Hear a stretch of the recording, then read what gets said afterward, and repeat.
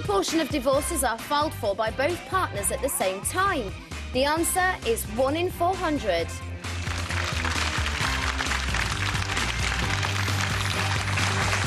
You're watching The Right Stuff. We're live on 5 this Wednesday morning. We're asking, does it matter who dumped who first? Whom first, I should say.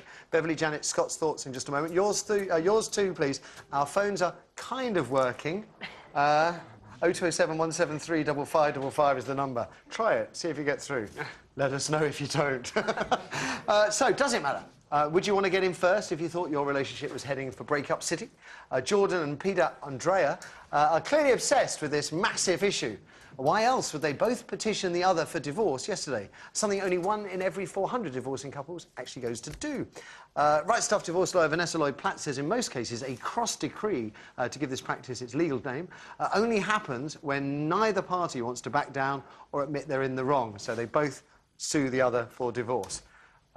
It's petty. I mean, that is petty. But does it matter when you've just had your heart broken? Well, psychologists say it does matter who dumps who first. Being the dumper rather than the dumpee can help you get over a split quicker. You can tell your mates you were the one who wanted out. You're not the poor loser who couldn't keep hold of their partner. And I think the head doctors may be right on this score. I mean, do you really get the sympathy vote from your mates if you're the one given the elbow? For a day or two, maybe, after that? Loser. Dumper or dumpy? Dumper or dumpy? Maybe there's a third way, as someone once said. What if you consciously or unconsciously deliberately sabotage your relationship, effectively forcing your partner, assuming they have an ounce of self-respect, to dump you? You get out scot-free and get all the sympathy. What do you reckon, Scott? I know someone that's done that. I'm not going to say their name, but they are watching. And, yeah, just made things really very unpleasant, and then you get, as they said, you get all the sympathy, and you know, you're out. And if you weren't taking that tack, does it matter? It's always got to be better to be the dumper than the dumpy. It is always better. Come on, it's better to be the dumper. With this Jordan and Peter thing, though, it just, like we were just saying, it just sounds expensive to us. Yeah. Very expensive, yeah. And also, I believe that he filed the divorce papers first, so it's just her going, well, it's just a snipe at him, isn't it? The final one. Does it matter, Beverly, who gets in first? I think it's... I can't believe you've ever been dumped, you see, so you're not going to know about this completely. Well, I think it's hard to be the person who's told, you know, I'm sorry, it's over. Yeah. But it's often, it's never an easy thing, but it's the way things are done. That's the issue. Yeah. If it's done in that kind of sneaky third way that we just talked about, then it's incredibly hurtful. I think if you have any respect, or if you remember why you first cared about that person in the first place, you'd have enough respect for them to at least try and explain in a, you know, humane, kind way, you know, why it's going wrong. You're ugly, and I don't fancy you anymore. You're out. Not like that. It's not you, it's me. Oh, God.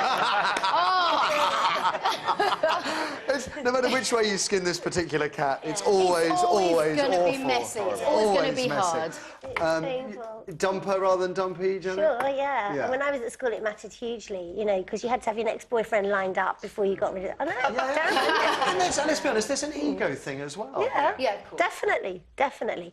But somebody said to me ages ago that it doesn't matter what happens, what the circumstances are, your dumped person will never forgive you, and I think that's true. I think they'll never get over you at all. They just turn it into something else. There's a discussion.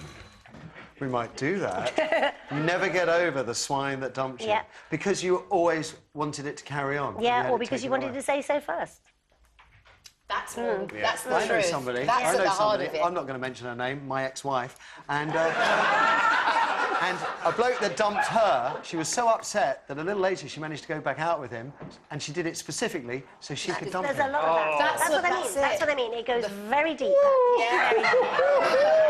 And then she met me. Kirsty, what have we got on the email machine? I've got a brilliant one from Matt here, and he said, I prefer to let the girl break up with me, as this will not make me look like the bad guy. It happened to me on Monday by email, the classy girl.